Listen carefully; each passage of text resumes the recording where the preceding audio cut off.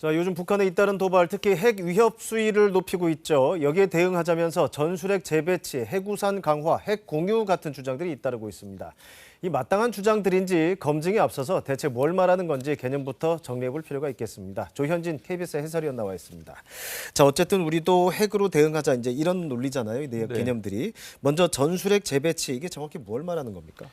전술핵이라고 하면 전략핵에 대비되는 개념인데요. 네. 전략핵은 도시나 산업시설 같은 전쟁 수행 능력 자체를 파괴하는 아주 대규모 핵무기를 얘기하는 거고요. 네. 이에 비해서 전술핵은 제한된 지역의 군사적 목표를 타격하는 10킬로톤 이하 위력의 소형 핵무기를 얘기합니다. 네. 참고로 1킬로톤이 TNT 폭약 1000톤의 위력이고 네. 히로시마에 떨어진 원폭이 15킬로톤 정도였습니다. 네.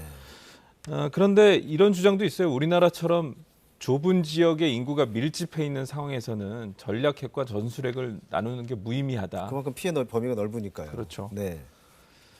지금 미국이 이 전술핵 무기를 수백 발 정도 지금 유지하고 있는데 네. 이게 예전에는 한 6천 발까지 가지고 있었거든요. 네. 그러다가 이제 핵무기를 감축하고 또 전략적 효율성이 별로 없다라는 이유로 지금은 많이 줄여놓은 상태입니다. 네.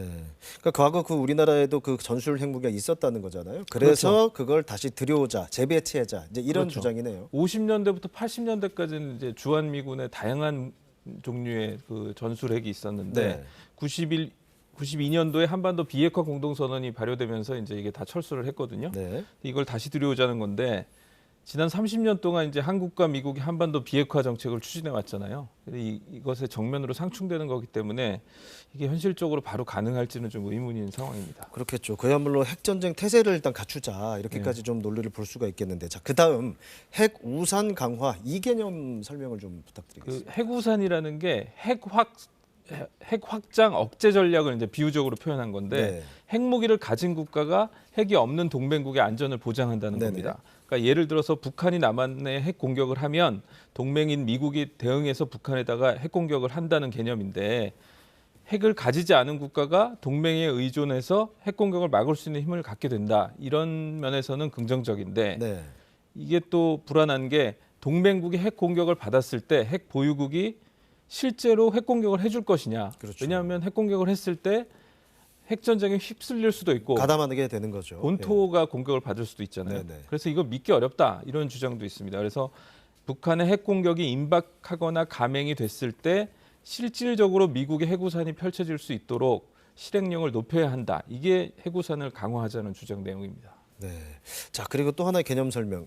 핵 공유라는 표현도 있습니다. 예. 그러니까 이거는 지금 유럽에서 나토가 채택하고 있는 전략이라고 해요. 그렇습니다. 이게 핵 공유는 뭐냐면 평시에는 미국의 전술핵을 핵 비보유국에 배치해 놨다가 네. 전시가 되면은 전투기나 폭격기 등을 이용해서 공동으로 핵 공격을 한다는 개념이거든요. 네. 지금 나토 국가 가운데 독일, 이탈리아, 벨기에 이런 나라들의 지금 전술핵 폭탄이 배치가 돼 있는데 네. 평시에는 나토 회원국 국방장관들로 구성되어 있는 핵 기획 그룹에서 이 핵 정책을 논의하고 결정을 합니다. 네. 하지만 이 핵무기 사용의 최종 권한은 절대적으로 미국이 보유하고 있어요. 네. 이 때문에 이 나토식 핵 공유가 미국의 한반도 전술핵 배치랑 무슨 차이가 있냐 이런 주장도 나옵니다. 그렇겠네요. 그 타격 방식이 유럽은 국가들이 밀집돼 있다 보니까 가능하고 또 결국은 미국이 결정하는. 그렇죠. 자, 그럼 그 핵 공유 개념을 우리한테 적용을 한다면 어떻게 한다는 거죠? 그래서 이제 한국에는 다른 식으로 적용해야 된다. 네. 그러면서 나오는 얘기가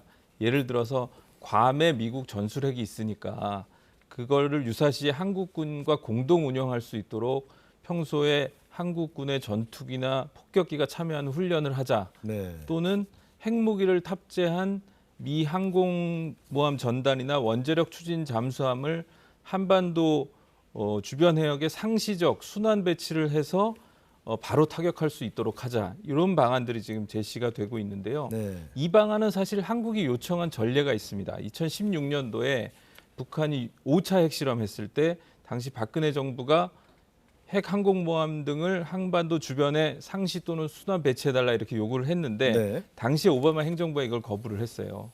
내용은 국방비가 너무 많이 들어간다. 전략 자산에 발이 묶인다. 이런 이유로 거부를 했는데 결국 이제 지속적으로 수시로 투입한다. 이 정도 내용으로 절충이 됐었죠, 당시에는. 네.